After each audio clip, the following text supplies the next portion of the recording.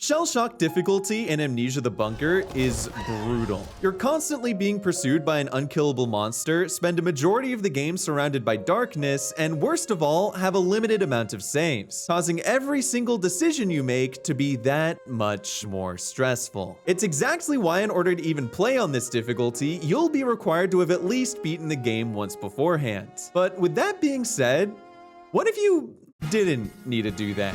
By pushing my brain to the limit and utilizing my incredible computer skills, I was able to bypass Amnesia's insurmountable security protocols by holding a button for 10 seconds. So today, I'll be attempting to unlock the achievement for beating Shellshock Difficulty on my very first playthrough of the game. Not only that, but considering this is both my first time playing the bunker and my first Amnesia game ever, I thought it'd be interesting to see if I could also beat it without using a gun. Mainly to see if I could get the older game's experience in the newer one's fresh coat of paint. So with all these handicaps, is it possible to beat Amnesia with minimal issue? Or will I get continuously ripped apart by a monster whose persistence to have me meet God exceeds the power of 1,000 Mormons? Honestly, it'll more than likely be the second thing. How does this work? Okay. Pleasure meeting you. I'll be going now. Sorry.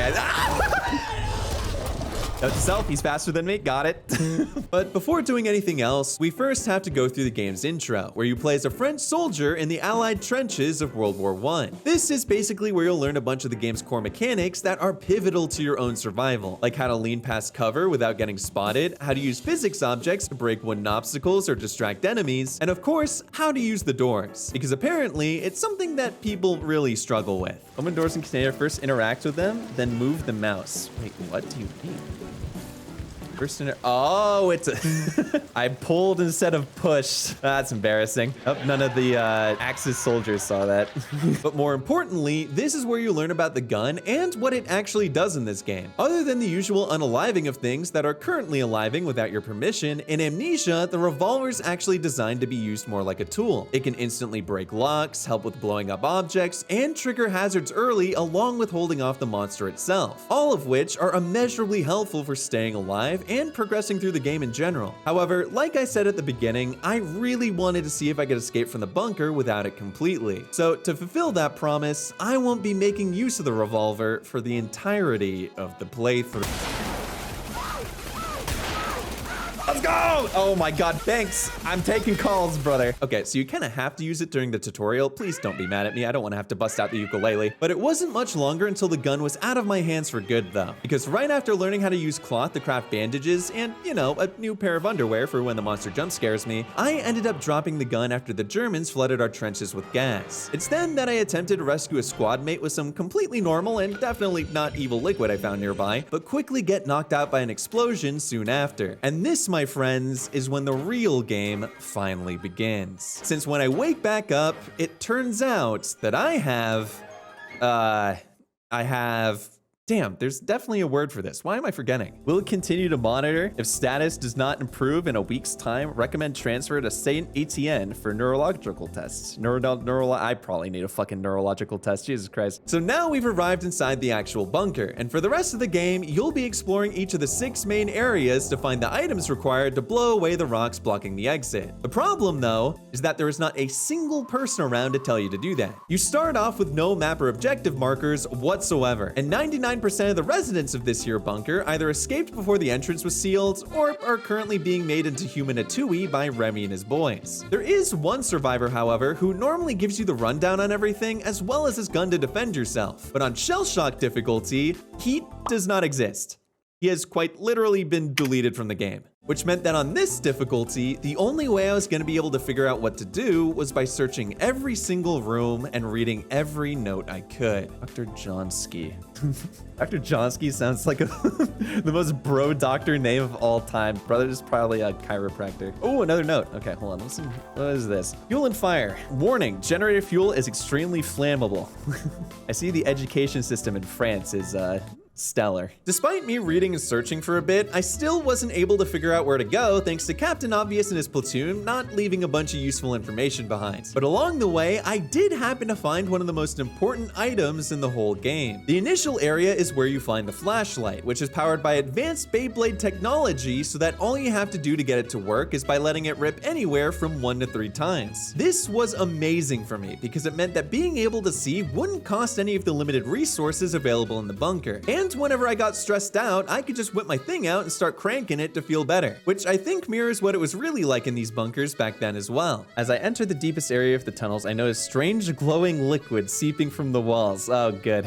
Love it when liquid oozes from the walls. Yeah, dude. It's probably from all the dudes just cranking it all the time because it's so dark in here.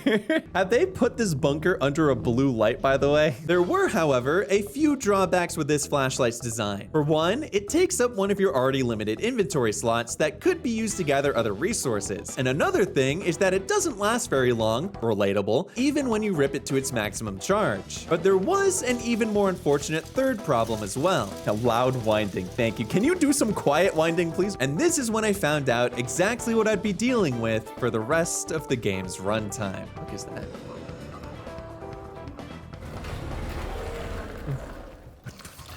Well, that's not good.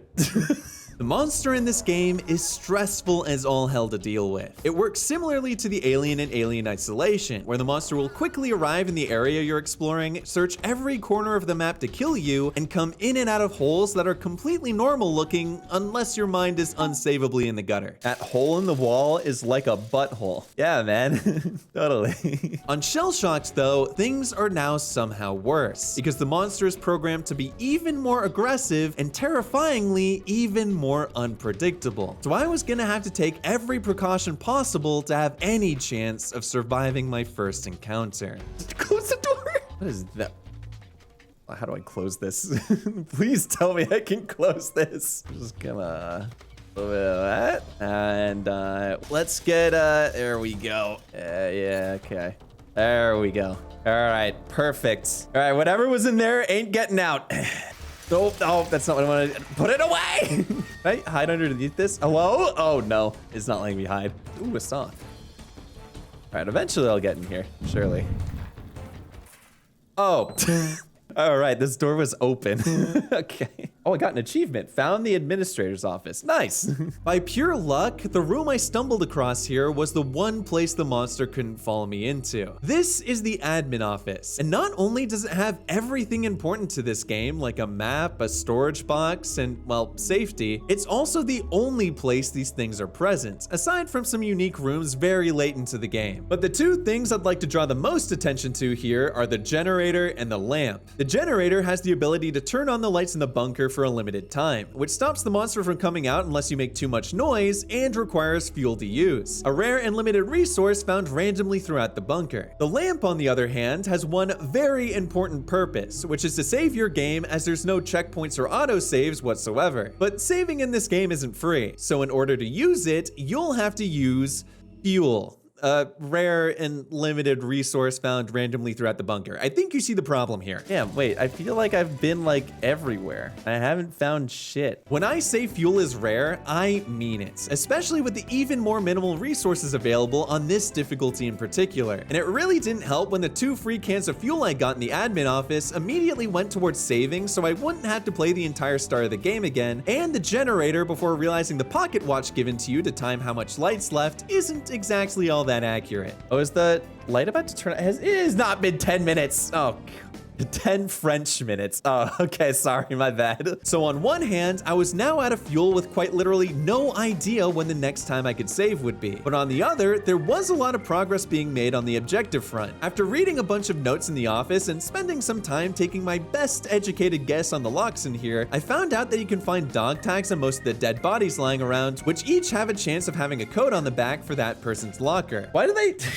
This seems like the most unsecure ass way to keep your locker stalker code on you at all times. What's in the note? Hopefully it's fucking IT reprimanding them. These codes are randomized every playthrough, and other than a few tags like the one in the generator room, the corpses and dog tag locations are random too, which means that it's finally something that isn't actively screwing me over for having my first playthrough be unshellshocked. So yippee. I also found out that all I needed to escape the bunker was 2 items. The dynamite I needed was in the arsenal, and the TNT plug was in the old ruins. Locations that still don't make sense to me to this day, since this would be the perfect opportunity to say the plug was up in the bunker's arsenal. But sophisticated comedy like this doesn't grow on trees, I get that. However, all the additional areas in the bunker were currently sealed due to a lockdown, so of course I ventured out of my safe room to figure out how to fix it. But this is when I learned that my first encounter with the monster from before was not the norm at all, and it was actually about to get much worse. I have an idea.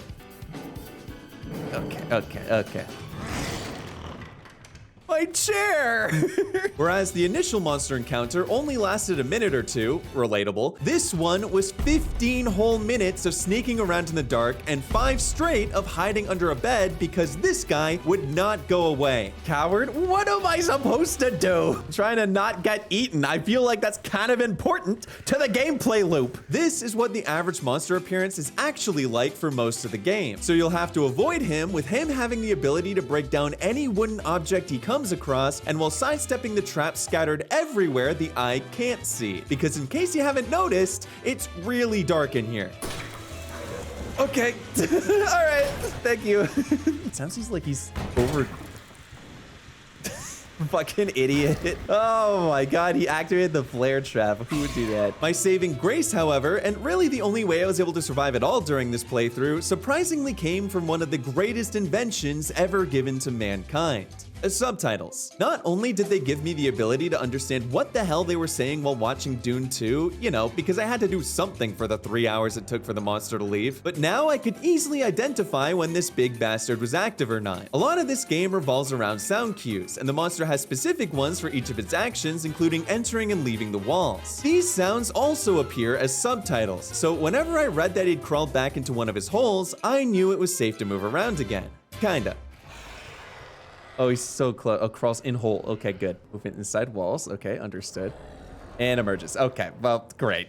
Wonderful. So even with the red light, green light technique in my pocket, this guy was just allergic to whatever was in the walls. And with the time period we're in, that's fair. He probably only even looks like that from all the lead and asbestos. But that meant a majority of the time, I was gonna have to take some risks and explore while he was prowling if I wanted to make any progress at all. And it was genuinely stressful every time. I'd get lost because of the darkness. I'd get seen by rats who screech if I get too close. I'd hear footsteps and broken objects inching nearer and nearer the longer I stayed alive. But then, not dead. I actually made it back. It had taken 20 long minutes, where at any time I could have just died and had to do it all again. But now I was alive and in the safe room. I didn't end up making any story progress on this outing. However, I did manage to find 2 cans of fuel, an absolutely enormous discovery because it meant that I could finally save again and have 1 left over for anything I wanted. But here's the kicker. I didn't save. Not because I forgot or anything, although if you've been watching me for a while, that's a fair assumption, but because it just wasn't good enough. This is exactly why this difficulty might be one of the most stressful, anxiety-inducing modes that I've ever played. I have no idea where or how much fuel is left in the entire bunker, and if I use one now, when will I get my next one? Is my progress so far worth keeping for good, or will I be in a worse position after this because I used it sooner rather than later? Those questions, combined with a monster that feels like it's right behind you at all times, are things you always have to consider. So with my cheeks clenched with an ungodly amount of force, I ventured back out into the monster's territory to gamble on getting one more significant item. And fortunately for me, gambling happens to be my strong suit. I got another code, cool. Ooh, wait, that's good. It turned out that while the monster was looking for me the first time, it had broken down this door that I wouldn't be able to open otherwise, which contained a dog tag leading to the item I needed to lift the lockdown and open up all the other areas. By some stroke of luck, it also happened to be the literal first thing I came across during this outing, and that allowed me to immediately turn my ass back around and let out one of the biggest sighs of relief I'll ever have. So now I had spare fuel, an important dog tag that I'd have no idea how to replicate getting, and a good checkpoint that had a ton of progress to go back to. I was still French, unfortunately, but I had finally saved. And you know what? Thank God I did. Crack the hog.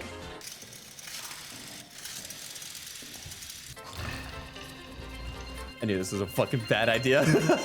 Hold on. We're gaming. Oh! Wait, what the fuck happened to me? You're injured and bleed. What did I do? You're leaving a blood trail that might attract certain creatures. Did I trip? Oh, it's a rat. Yeah.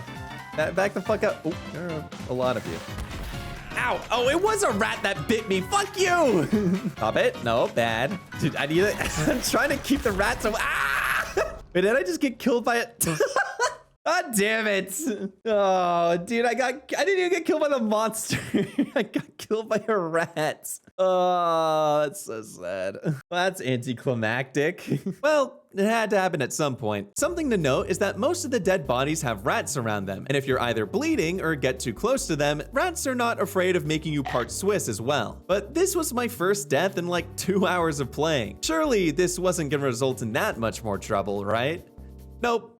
The floodgates were open now. Hey, dumbass. Oh.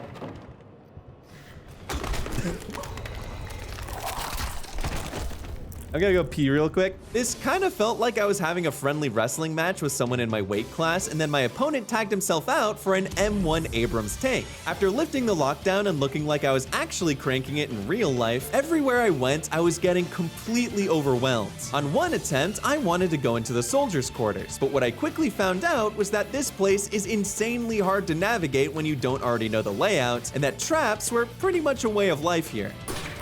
I don't know if you saw me. I think you did.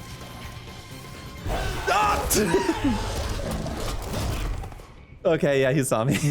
On another attempt, I tried cleaning out the rest of the rooms I missed in the first area. However, something I found out was that some rooms, like the wine cellar, have the unfortunate design flaw of having one way out and literally nowhere to hide within them. Oh, he knows.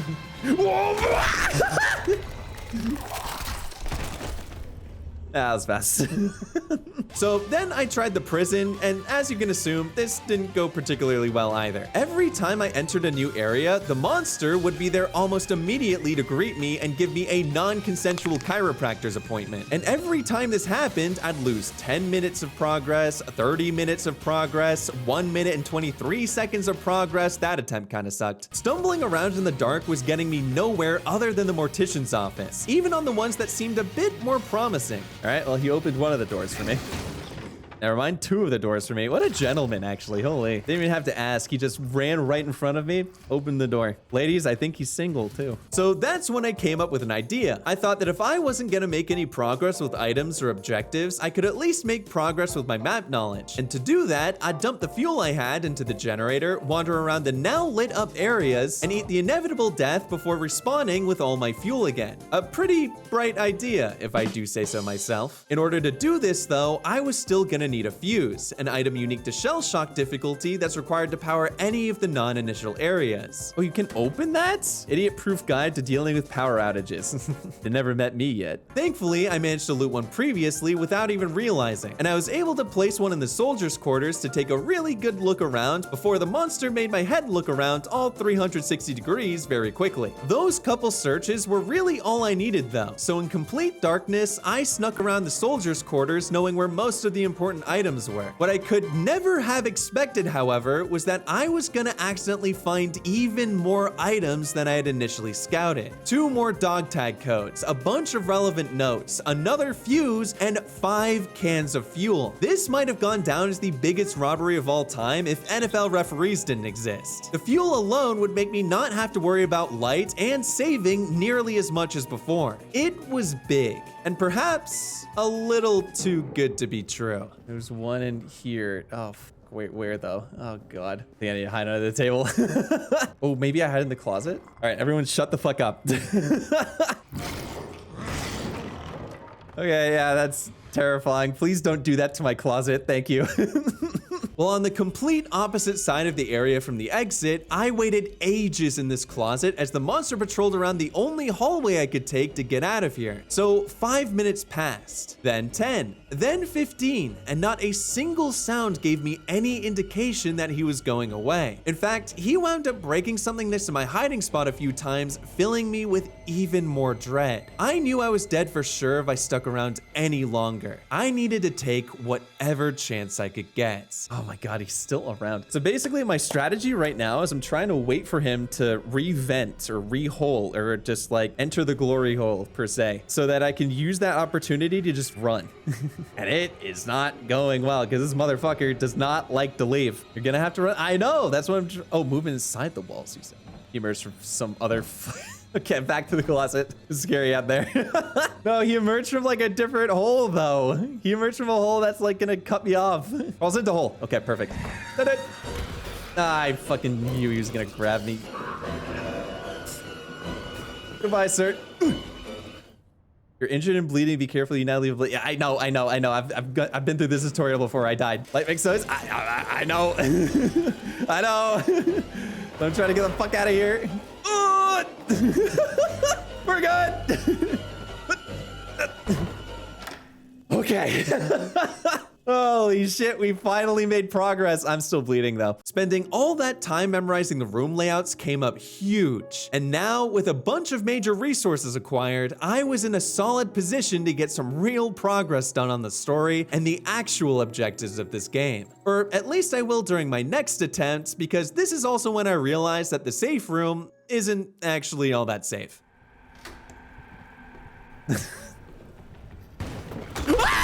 Okay. I think he got me that time. So while I go make use of that new pair of underwear I crafted, I'd like to quickly use this time to thank the sponsor of today's video, Asphalt Legends Unite. Asphalt Legends is a free-to-play arcade racing game available on PC, mobile, and consoles, and it's completely cross-platform so that anyone, anywhere can witness me choke races no matter what system they want to play on. Along with it being cross-platform, all your cars and progression are tied to one account and can carry over to whatever device you want to use. So theoretically, you can be playing on your Xbox, switch over to your computer, and then take your phone into the bathroom to take a dump on your competition, figuratively and literally. I think the best way I can describe the game is that it plays a lot like a console version of a racing game in an actual arcade. Super simple, but that makes it easy to pick up and have fun with, especially if you're like me and overly enjoy the fact that you can 360 and wreck other cars at any time. So if you want to try out Asphalt, Black Friday season is the time to do so, with the Porsche GT Carrera on sale along with plenty of other things, including some deals specifically for newcomers. All you have to do is follow the link on the QR code, video description, or pinned comment to download Asphalt Legends Unite today and see if you like it yourself. Thank you again to Asphalt for sponsoring today's video, and now back to actually making progress in Amnesia the Bunker. So now my focus was shifted to fully exploring the rest of the bunker and specifically finding more of the items I needed that would lead to my escape. The problem though was that I had no idea where to go and I ended up spending 2.5 hours making literally no progress. Oh, another tag. Whose is this? He doesn't even have a fucking thing on Nori, you little... God damn it, IT got to him first. First, I decided to check out the arsenal, only to quickly realize when I got there that only the initial room was available to me until I got the arsenal code from the soldiers' quarters. So, okay, whatever. Maybe I'd go check out the prison again since it might have something that I hadn't looted yet. But I soon found out that there really wasn't much I could get in there yet either, and that all the traps in here weren't gonna help me avoid the monster as much as I thought. Wait, why the... Where's the trap? Where's the trap? Where's the trap? Where's the trap? Where's the trap? Where's the trap? Did he not activate it? Am I stupid? It has been 962 days since a good Snamwiches decision. I'm starting to realize that he may never make one at all. Then I went to the soldiers' quarters again, only to find out that the room I needed to get into was locked. And without a gun in my possession, I was either gonna need some bolt cutters or a grenade, which I did actually find, mind you, but not exactly in the way I intended. Oh, this is the same door from before. Okay, yeah.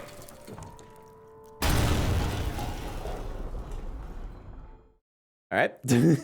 So I was a bit stuck for a while, and as these completely useless adventures were going on, the monster and I kept having our fateful encounters that ranged from stupid to very stupid. Right next to me, isn't he? That is awkward. Clearly he didn't see me, right?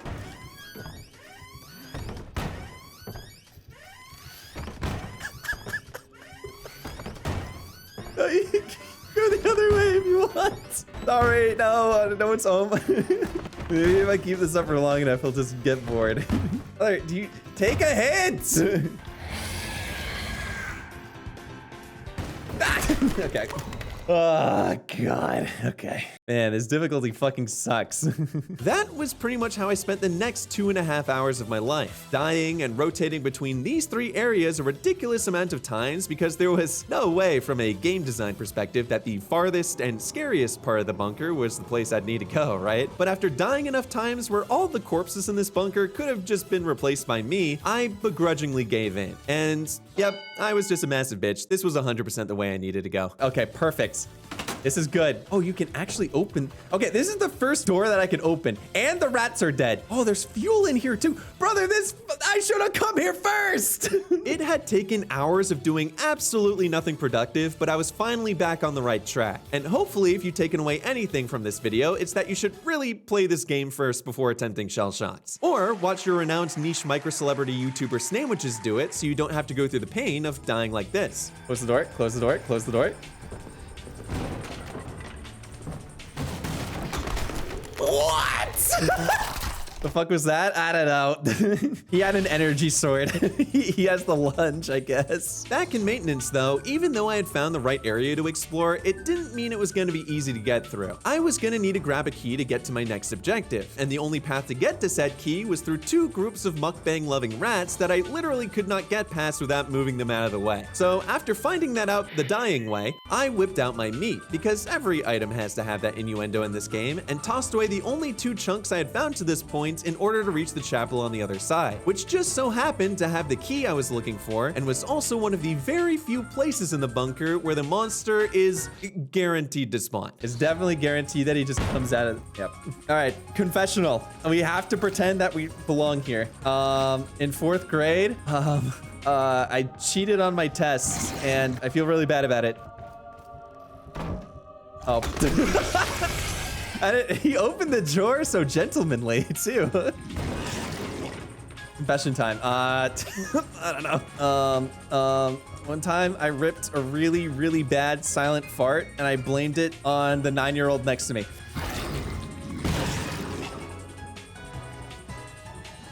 Thank you, Father. Okay, new plan. Gonna blow myself up and take him with me. I hope that landed where I hoped it would. That is too far away. All right, new plan, plan B. Hello.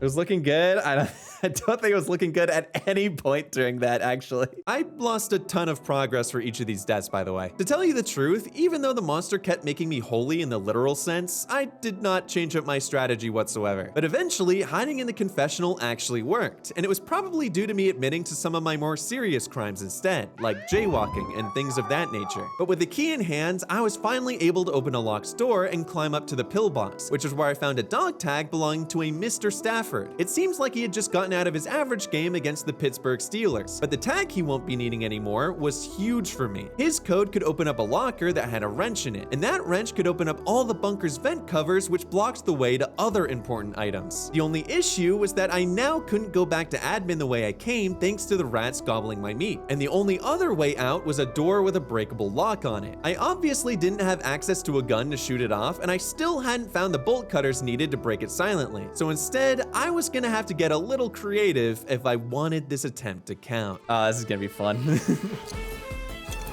Oh, that's gonna be great. That's okay, never mind. Oh, we gotta go, we gotta run, we gotta go, we gotta go, we gotta go. We gotta go faster. Pause. I think we made progress.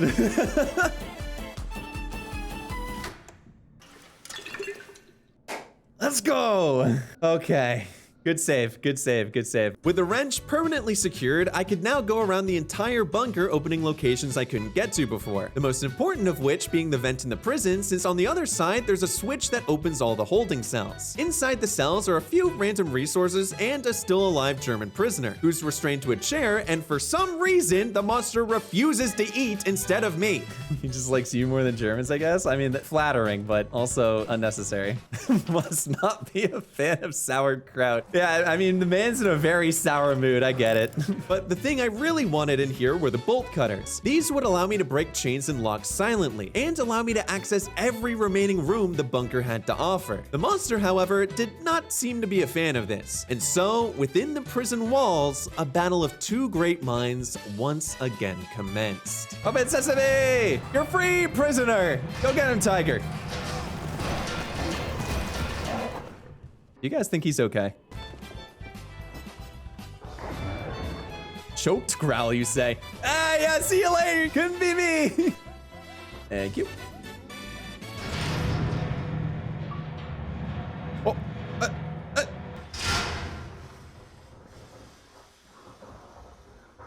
uh-oh. That's some good timing.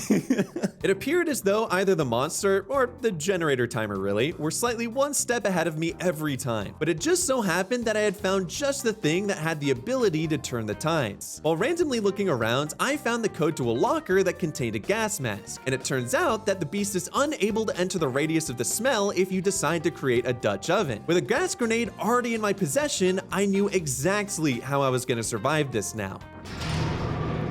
No, not again. So, in even less time that it had taken me to make zero progress before, I now had every item I needed to reach the final endgame objectives. Sure, he didn't hear that. That's okay. All right, anything cool in here? More notes. God damn it. Can I read them fast enough? Croissant's fate. Someone screenshot that and send it to me. Oh, wait, my camera's in the way. Fuck. Damn it. I didn't think this through. After I picked up those notes again. That being said, there was a new problem now. I was starting to run low on fuel again, which meant that not being able to save after what I quickly found out were the two hardest sections of the game was sadly right back on the menu. That could potentially set my progress back hours rather than minutes if I wasn't able to fix this. So to make sure that didn't happen, I was gonna have to channel my character's 16th century ancestors and scour every inch of the map, no matter how many deaths it took. Emerges from hole. Okay, so there's a band-aid in here, a grenade in here, oh, there's a flare? That room is perma-clear. Yeah, I don't need anything in here. So this room is perma-clear. Room is pretty perma. Oh, wait, what the fuck is this? Oh, you can do that? Oh, cool. Quick escape. Get juked out, idiot. Okay, that room is clear. All right, what we got in here, friends? Okay, what about in here? Is there any bolt cutting ability? Oh, there's a flare in here. Okay, and a pocket. Ooh, wait, that's good. Wait, kind of worth it. Oh, he is a knower. Professor? Okay.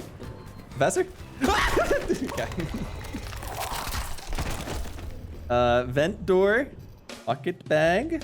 As much as I ended up dying, this was a really effective idea and gave me the locations of more than enough items to confidently proceed into the endgame. Not to mention, doing this gave me the last bit of info I needed to get the arsenal code. I had spent half an hour in the soldiers' quarters looking for anything that could help me unlock the area's final door. But after checking every single room, I ended up narrowing it down to the adjacent office, and knew from my many deaths doing this that slow and tactical stealth was my only play here.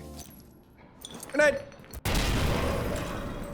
I am most definitely dead, but at least I can read. We're going to keep a copy in my bunk in the barracks. You never know. Ah! Okay, hold on, we learned. That key plus the bolt cutters allowed me to flip the final power switch and open the door to the code room, which also contained some extra fuel so that I could save and never have to do this part again. So this was it. The dynamite in the arsenal and the plug in the old ruins were the only two things left I needed to escape. And I'd like to quickly give a piece of feedback to the dead guy at the beginning who wrote the note telling me about these two things. fuck you. You did not mention all these extra steps. But before we get to two of the most difficult areas I experienced, some of you might be wondering when I'm gonna talk about a few of the other things this game has to offer that could really help me out during the end game, like the fuel storage room and maintenance, where you can get infinite fuel if you find a specific person's dog tag code, or the lighter in another locker that allows you to burn bodies to ward off any rats and craft Molotovs you can use to actually force the monster to retreat. And you know, I totally would if I actually found the stupid things, because I swear I searched everywhere and this game absolutely screwed me over with the RNG. So I was gonna have to beat the game without anything I could use to fend off my enemies. And that especially sucked in the arsenal because the monster in here was unrelenting. I like lock this. Nope. The arsenal was bad, to the point where anytime I made it the teensiest bit farther than my last attempt, the game would say, yep, alright, that's enough, buddy, and instantly throw me back into admin. This place is honestly laid out like a maze, which is especially hard to navigate in the dark, and it felt like every layer further I got into it, a new obstruction would appear. In the beginning, it was the traps that were getting me. They had been everywhere up until now, but it felt even more like this in the arsenal, whether it be one late into the area like this one, hits. Wait, I'm dead? Or at the very start with a little help from some rats. I didn't see that. Okay, it might be better to actually get the meat for the rats. Or alternatively, I could do it one more time. Almost had it. Almost had it. All right, I'm gonna go get the meat now. Now, if it wasn't the traps that were killing me, it was the monster itself. This dude is now going full Paul Blart Mall Cop and patrolling the area like it was his life's calling. And unfortunately, there isn't anything you can do to stop it. I began turning on the generator and therefore the lights once I realized I could not figure out where to go. But I guess there were enough dark spots or spawn triggers left over despite that, because he'd just come out anyway. What am I supposed to do? But I could learn the traps and sometimes avoid the monster. What I couldn't avoid, though, was the arsenal's final obstacle, an explosive barrel completely blocking the only path to the dynamite room without any silent way to remove it. As someone who didn't have a gun, the only way I was getting through here was by using my last grenade. But the double explosion basically acted as a dinner bell for the monster. And if this was my only way into the dynamite room, it was my only way out as well.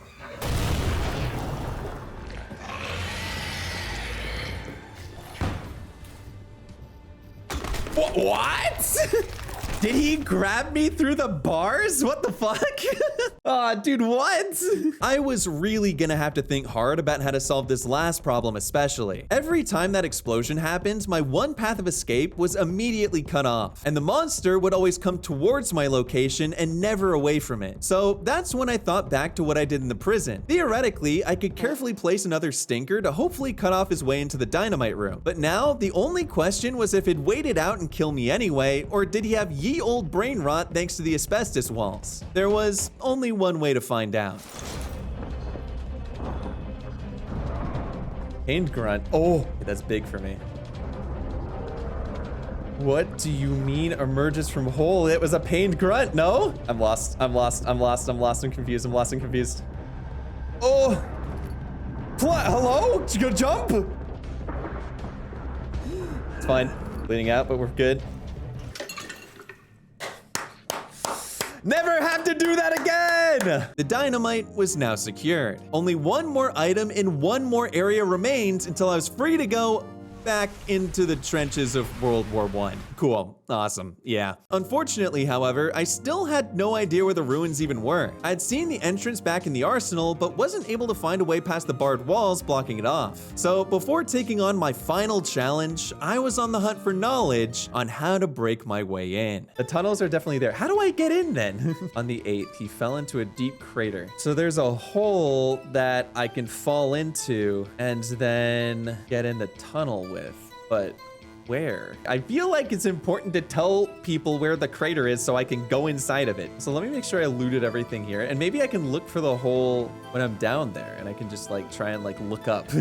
Yeah, real question. Can I see a hole anywhere in here? That a hole? No. That a hole? Brother, I don't know where this is.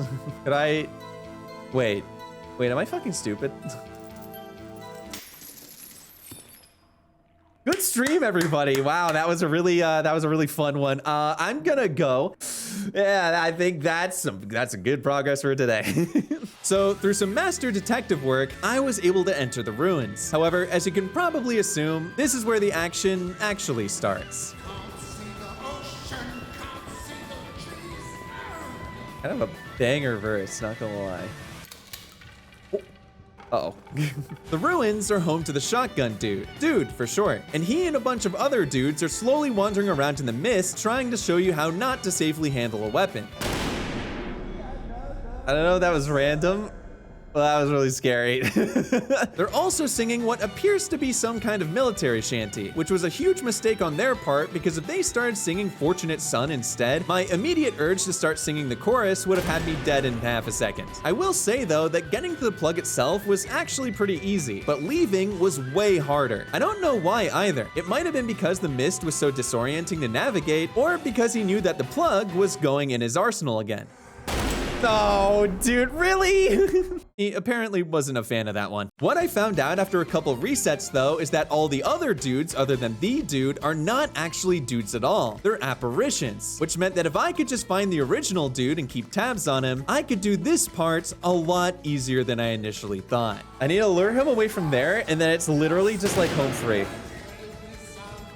I think that was him to the right of me there, and I'm going to just try and leave. Fucking Christ.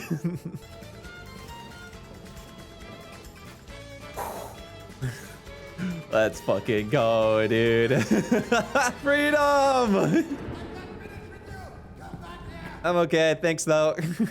So this was it. After 12 hours, 54 deaths, and times where I went over an hour between successful saves, I now had both the items required to open up the bunker's exit. My time with Amnesia had honestly been phenomenal. It had provided probably one of the most stressful but engaging games I'd played in a while. And I mean this legitimately, it might have been my game of the year if it hadn't come out last year. But this was the moment where I had to say my goodbyes, because now I could finally say it was time to blow this joint. Did I win? Wait, wasn't the exit there? Am I fucking... Okay. What the...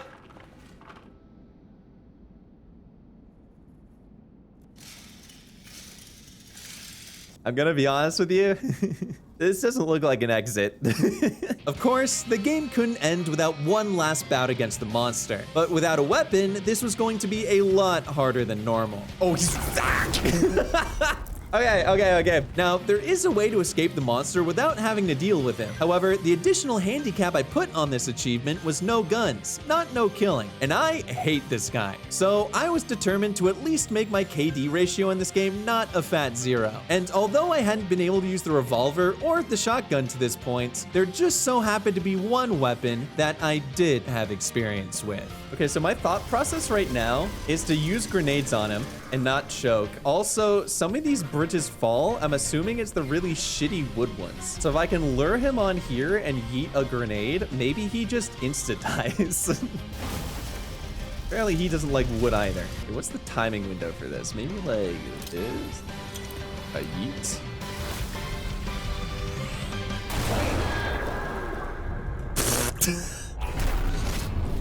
It worked! Got his ass! Oh, lights! Wait. If the ending to this is me peeping out of the cave and getting shot in the head immediately, this is a top 10 game of all time. That would be so funny.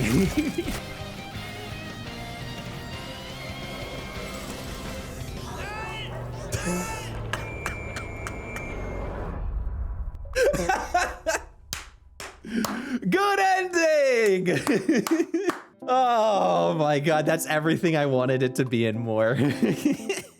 Let's go! We did it! We did it! Amnesia the Bunker, beaten, first playthrough, and no guns. That was awesome. I'm so glad I decided to play this. And so, this is how I beat Amnesia the Bunker's hardest difficulty without firing a bullet. And you want to know something? That last part was completely unintentional. It's very funny because I still never got the fucking pistol. Oh, you know what I can So on the YouTube title, since I never got the starting gun because I never found the dog tag for it, I could pretend that it was just completely intentional. And then in my title, I'll be like, I beat Amnesia the Bunker on Shell Shocked without the pistol.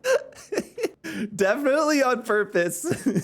So if you want to see more achievements in games that apparently hate me, then make sure to subscribe and check out this video on a game that was possibly even worse. I'm also doing all these challenges live over on Twitch, so check me out over there if you want to see me throw in real time. And with all that being said, I'll see you all in the next one.